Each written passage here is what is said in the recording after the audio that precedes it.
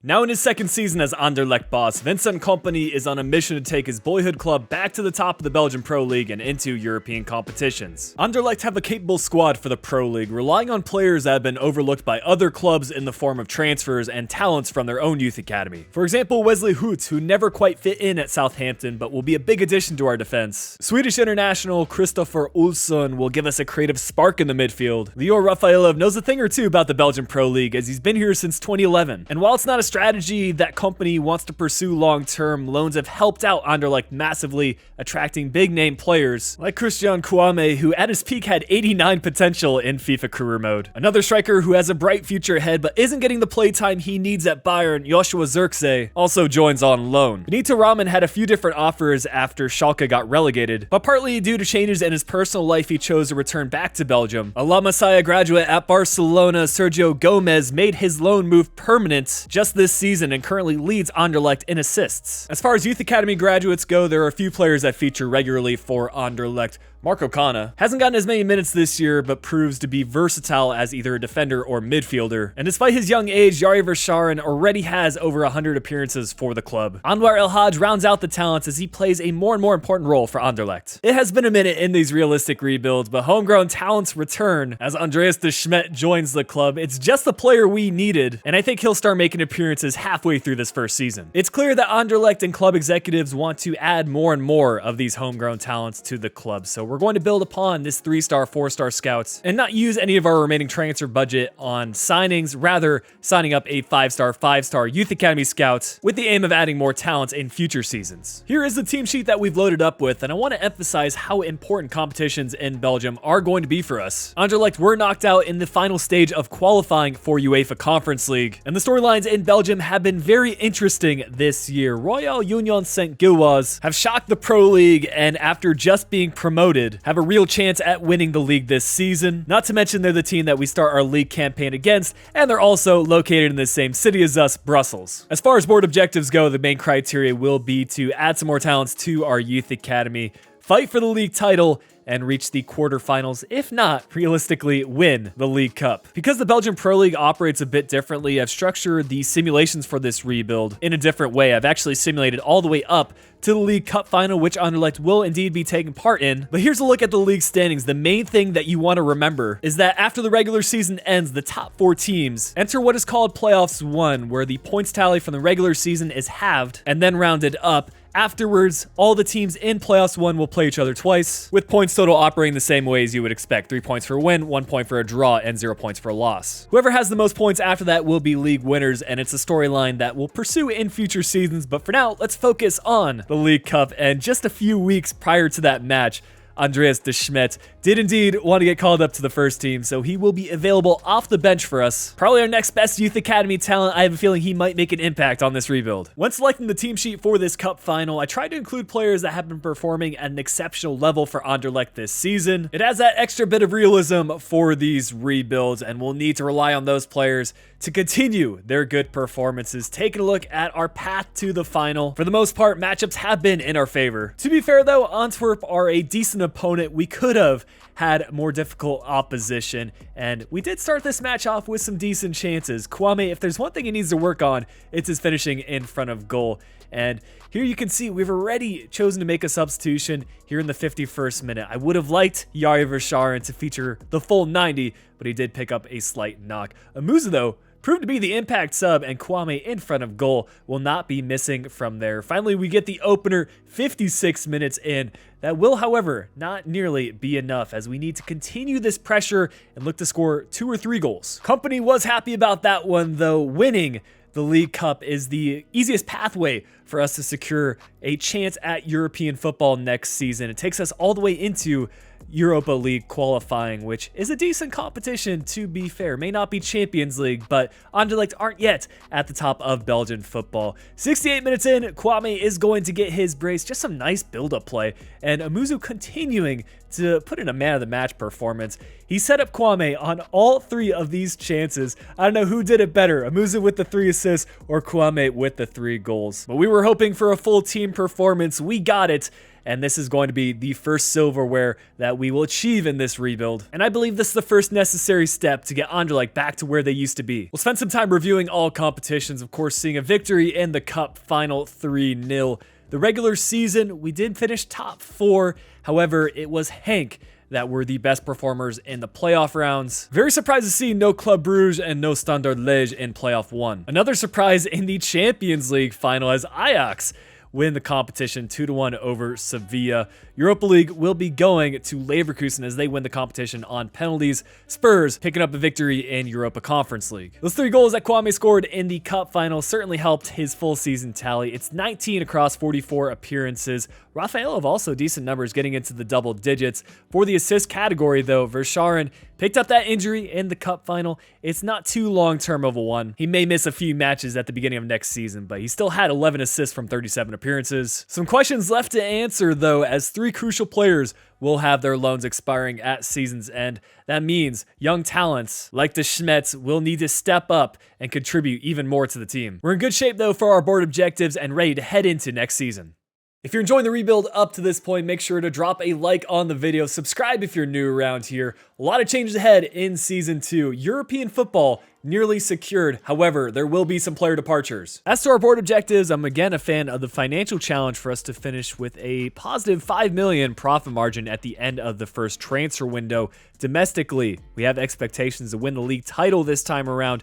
And for continental success, we're starting in Europa League qualifying, but we have expectations to reach the quarterfinal. The playoff round of Europa League features a matchup that we should be able to take care of. Sønderjyske out of the Danish Superliga. The first leg ending 1-0 in our favor, courtesy of an own goal from our opponents. Second leg was scoreless. That means we are through to the group stage. However, our opposition is not going to be easy. Sporting, Leicester City, and Molde. If we somehow manage top 2, I would be ecstatic about that. We do have some transfer budget to work with, 22 million. Sergio Gomez isn't a natural fullback. He actually started as more of a winger, but in recent years, with Kompany managing, he's proven effective at the left back role, and I think he would be a very good addition to a lot of clubs around the world, specifically ones that feature attacking fullbacks like Ajax. So I thought this is the perfect transfer offer to come in. We did bring the price tag a little bit higher, up to 25 million. And that wasn't the only departure. Ulsson isn't getting that crucial squad role, which was plain when he initially signed his contract. We're going to let him leave for his current evaluation of 11 million over to Benfica and likely Champions League football. Flop recently returned to the club from a loan spell,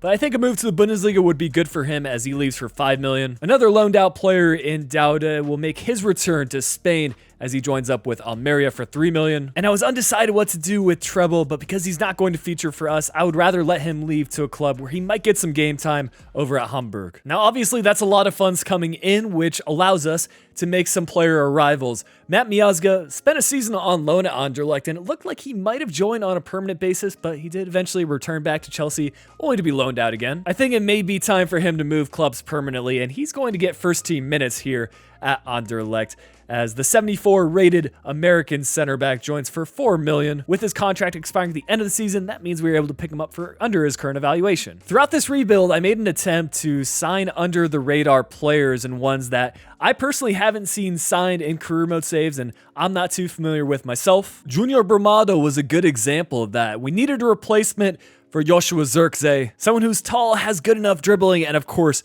decent finishing ability. And he's been playing quite well over at Midtjylland, again in the Danish Superliga, scoring in just about every other appearance. And for just 3 million, I think this is going to be an interesting signing. We'll see if it plays out in our favor, and at worst, he can be a squad rotational striker. Our final signing of the summer transfer window will be Björn Mayer in the Eredivisie, not one of the top clubs with Groningen, and he is actually linked with a move away. Club Brugge has expressed interest in signing him. Anytime we're able to get a leg up on our competition, I think that's a positive thing. He also has some pretty good potential in career mode, completing the signing for 2.25 million, and I think he can be a left back for the future, especially with the departure of Sergio Gomez. One final logistics change is that Kana will shift to more of a center defensive mid role. I felt like he wasn't growing enough in his center back position, so we're going to try something different. A total of 4 new players in our starting 11. We've got Mikolachenko at the left back position, who was previously a rotational fullback for us. Miazga at right center back, Brumado at right striker,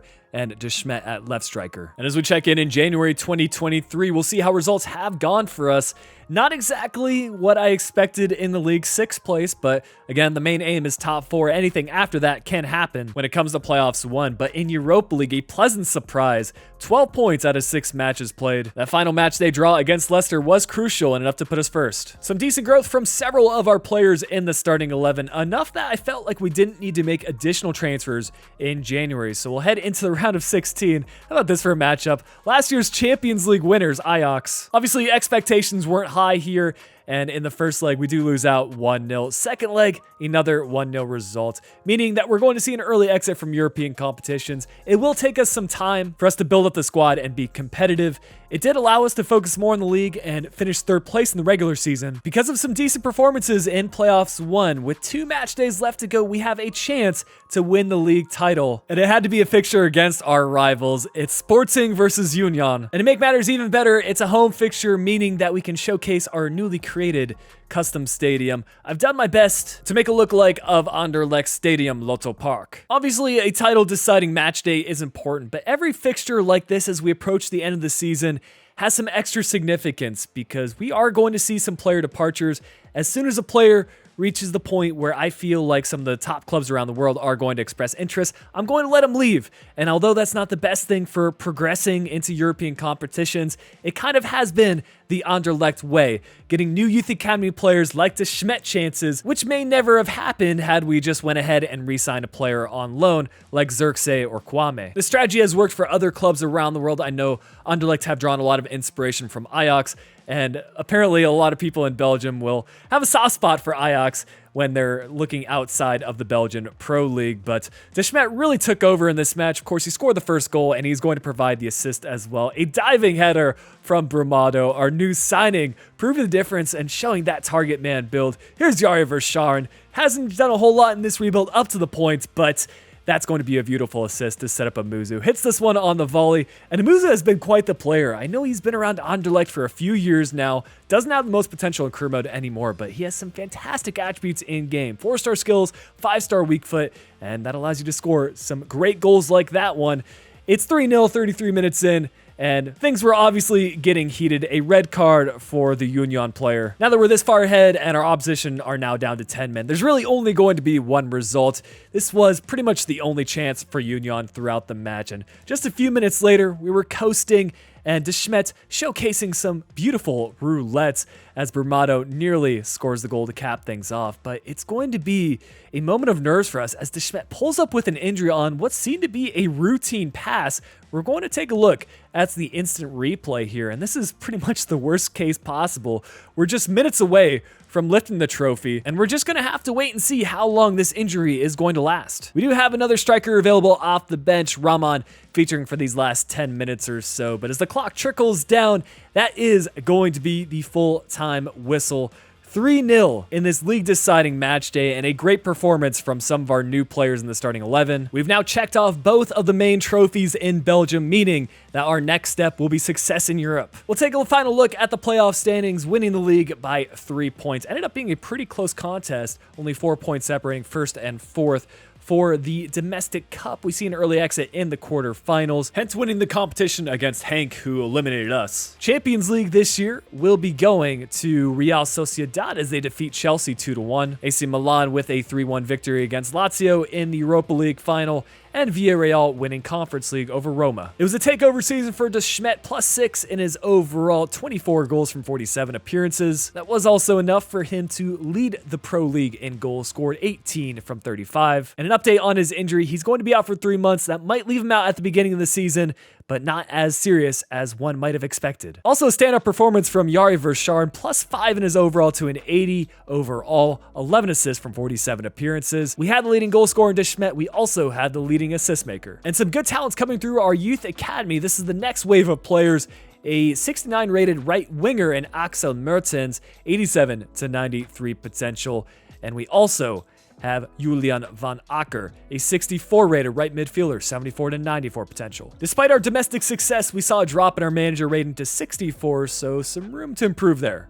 The foundations have been established in this rebuild, and we've proven that despite player departures, we can still be one of the best teams in Belgium and hopefully carry forward that momentum to Europe. And I was ready for Champions League football. I felt like the first 2 seasons helped prepare us for the new challenge that Champions League will bring. But as we take a look at the Continental Success Objective, I think a mistake must have happened because we've been placed into Conference League. Unless I'm missing something entirely, the winners of the Belgian Pro League should be placed into Champions League, maybe qualifiers, but there's no reason we should be in Conference League. And to make matters even worse, it was Michelin that got placed into the Champions League group stage, and they finished 16th in the league last year. So I think it was just an honest mistake from EA. Hopefully something that will not happen again in this rebuild, but we'll move on and at least try to find some success in European competitions as we have 43.5 million to work with in the transfer budget. That number is going to rise because it's Yari Verscharen that has attracted interest from other clubs. Wolves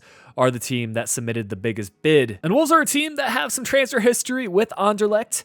It was Den Donker that left the club a couple of years ago to Wolves, so I'm hoping for Verscharen that his transition to the Premier League will be a smooth one as he arrives for 90 million. Josh Cullen also attracting interest from the Premier League, the former West Ham man now making the move to Aston Villa for 12.5 million. Mustafa Bundu going to Feyenoord for 3 million. Now we can be on the search for replacements and we'll turn to MLS, specifically LAFC's Jose Cifuentes, the Ecuadorian center defensive midfielder.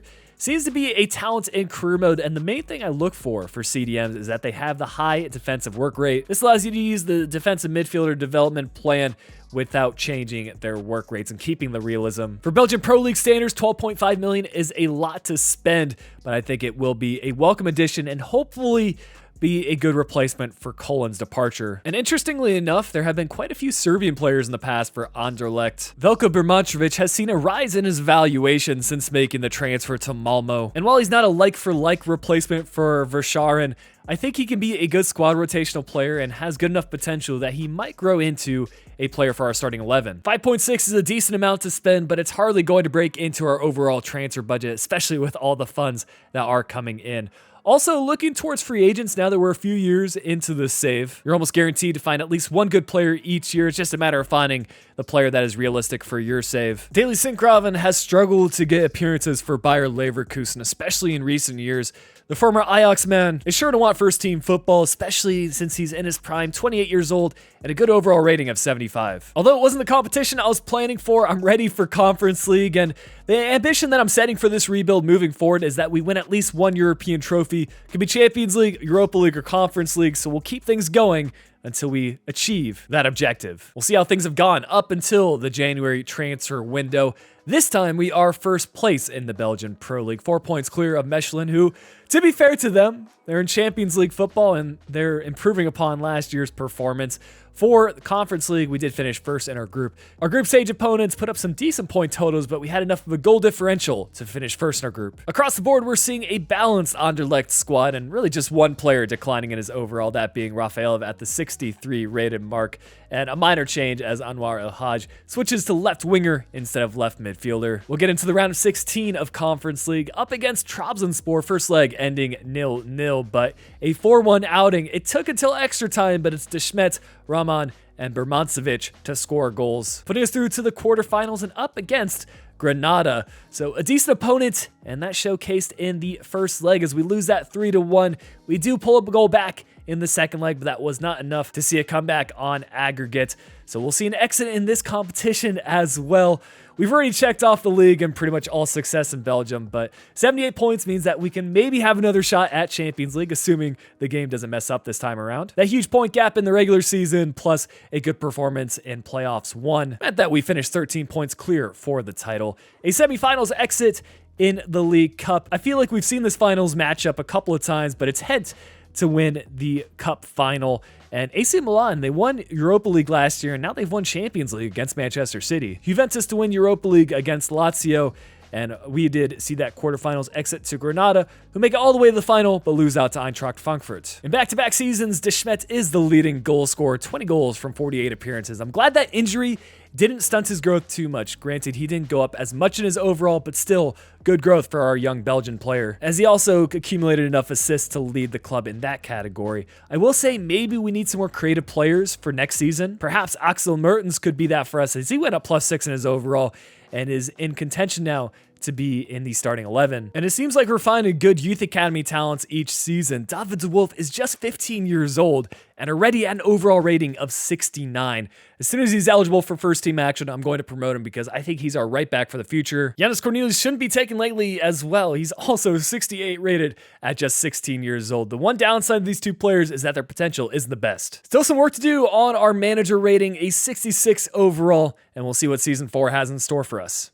I'm happy to report that as we head into the next season of this rebuild, things are going to get more on track. I was scared we would never get Champions League football, but as we scroll through some of these objectives, things have sorted itself out and we've been placed in a Champions League group, albeit a difficult one, with Liverpool, Roma, and Dynamo Kiev. We've also seen a rise in our transfer budget, about 81 million to work with. That number is again going to go up. We're seeing a lot of these Premier League clubs submitting bids. This time it is Michael Murillo joining Everton for 40 million. And it seems like the best option moving forward if we don't want to spend huge amounts of money on player rivals is to look at the free agents. I know De Bruyne is a former Belgian Pro League player, but he never really had ties to Anderlecht, so I'm going to pass on him as a signing instead, signing a former Anderlecht player. Dennis Praet, a versatile option in the midfield, although center attacking mid is his primary position, can play that center forward role, or as I'm thinking, more of a box-to-box center mid, or at least a creative center midfielder. Not stopping there with the signings as we look to bring in another option at the goalkeeper position.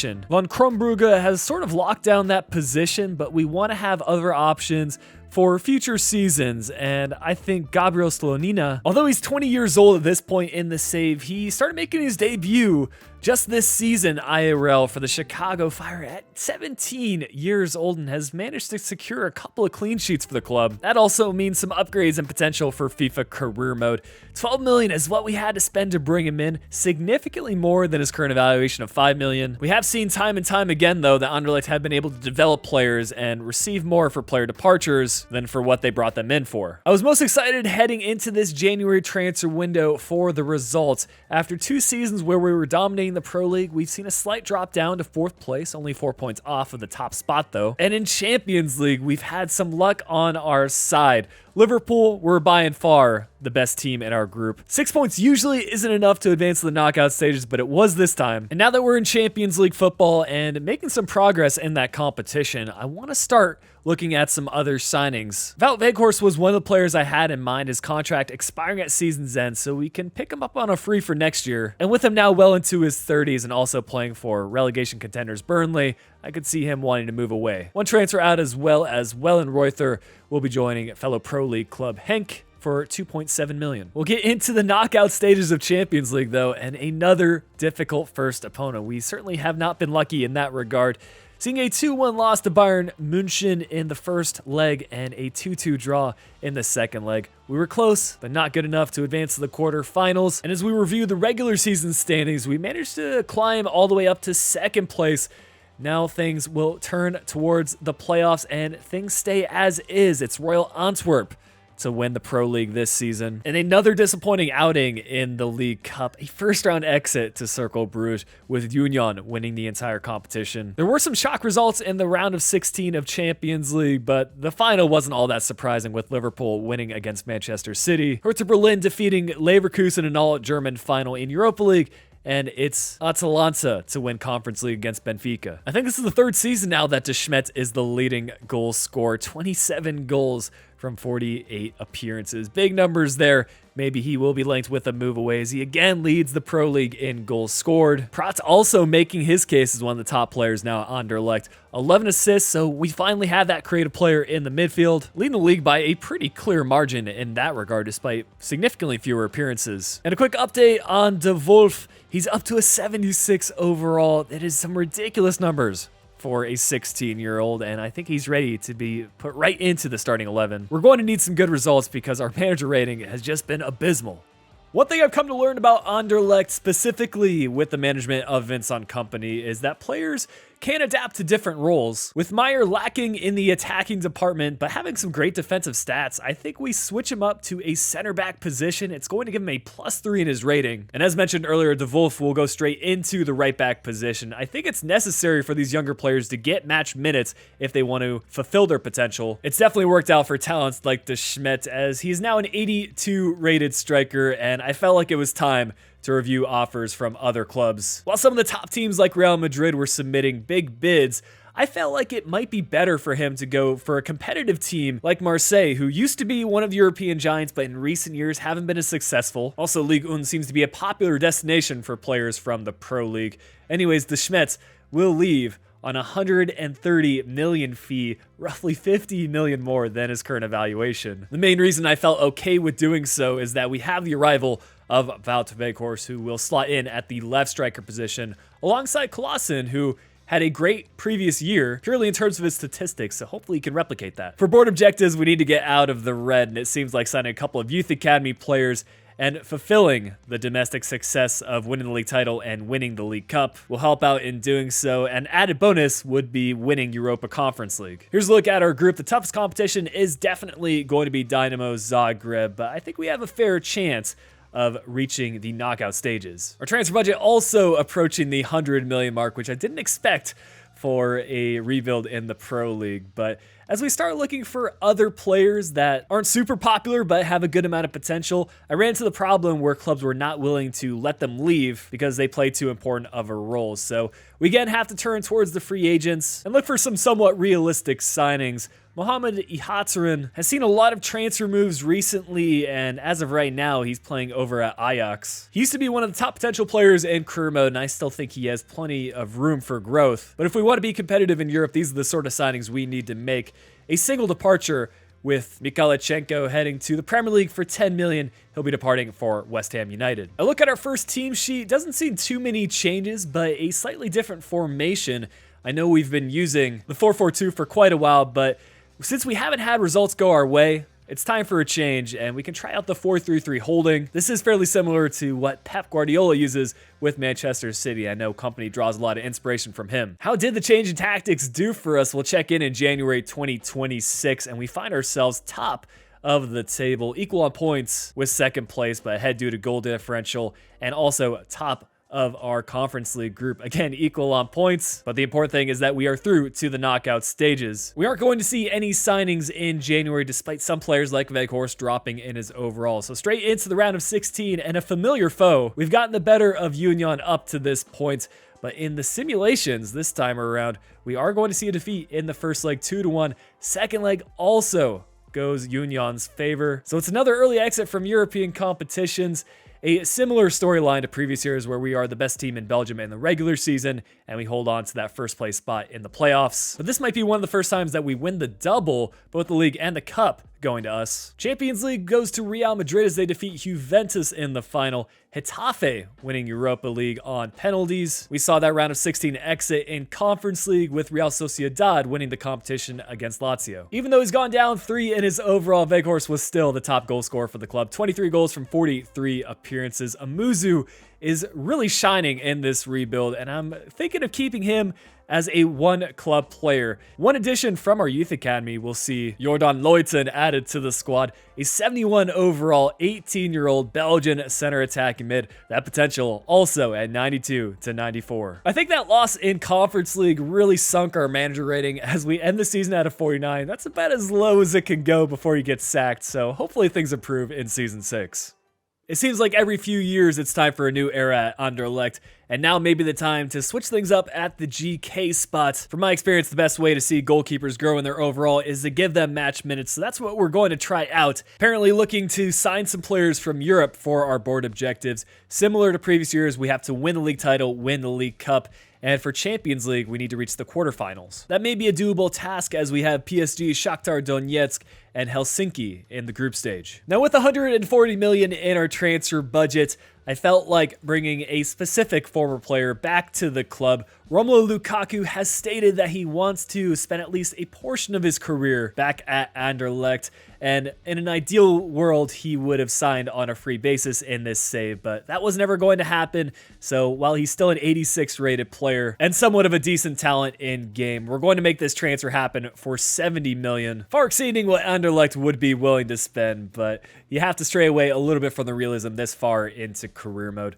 That does mean Junior Bermado will be leaving the club as he departs for Burnley. 12 million on this transfer fee, and Delcroix will be going to Watford for 10 million. So this is the team sheet I'm thinking of, sticking with the 4-3-3 false 9 and actually shifting Kana to a center back role, which is what he originally started at. This actually gave him a +4 in his overall. I was looking forward to seeing how things have gone for us in January. I believe I grabbed this league screenshot a few weeks later, but we are top of the table by a fair margin. We're clearly scoring a lot of goals, but we will see an exit in the Champions League group stage. This does place us still in European competitions. We'll be taking part in the Europa League, which may give us the best chance of winning some silverware in Europe. And I have changed our tactics a little bit. Van Kronbrugge, he just keeps growing in his overall, so at an 82, I can't be leaving him out of the starting 11. So disappointing for Slonina, but it's what had to be done as we enter the preliminary rounds.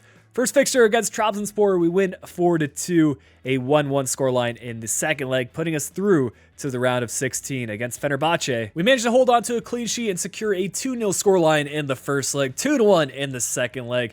Clearly, we are the dominant team so far in this competition, and this is where the true test is going to come up against Manchester United in the quarterfinals. Had we got a winning scoreline at home, that would have given us a huge advantage, but I'll still take a 2-2 result.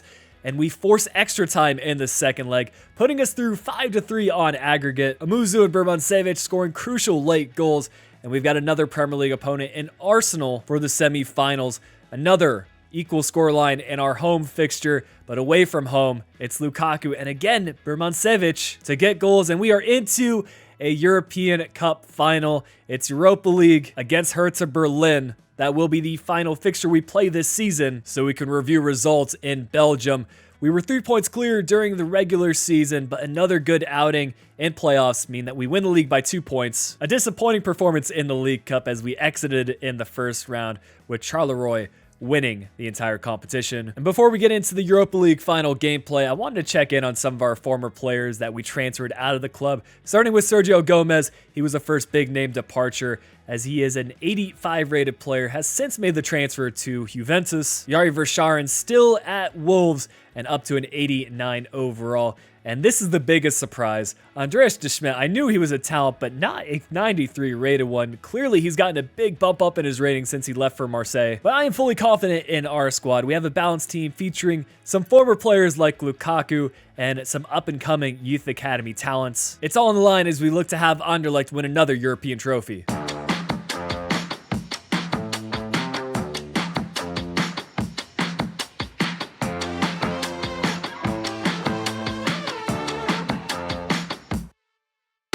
Getting into these highlights, it's Hertha that will get the first chance. Openda playing a perfect pass to Matthias Cunha, who has gone through a really interesting career storyline. I mean, he was at Hertha Berlin not too long ago. I believe he transferred to Atletico Madrid, but must have since transferred back.